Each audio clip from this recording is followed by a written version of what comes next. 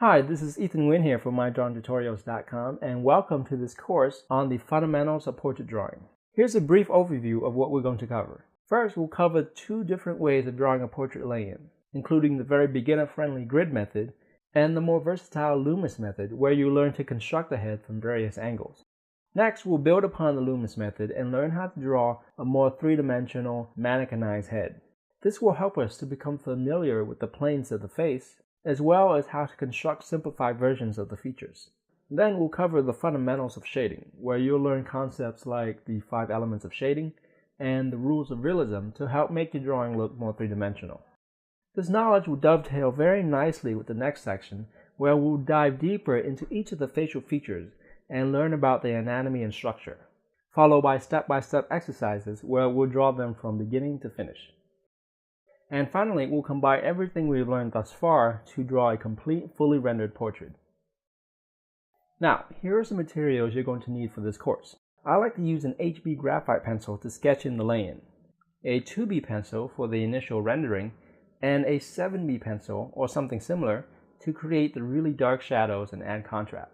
You can get a whole pencil set that will have the whole range of pencil in it.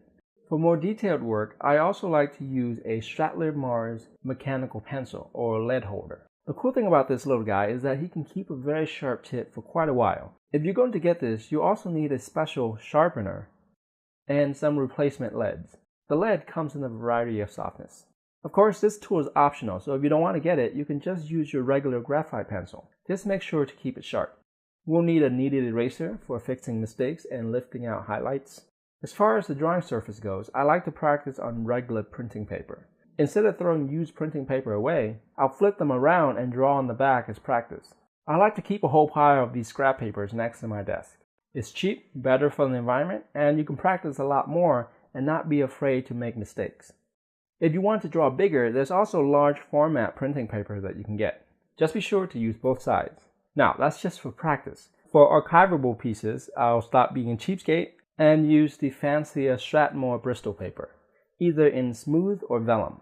I tend to like the vellum a little better as it has a little bit of texture which allows it to catch the graphite better. Experiment for yourself and see which one you prefer. Next, we'll also need some tortillon or blending stumps for smoothing out our shading.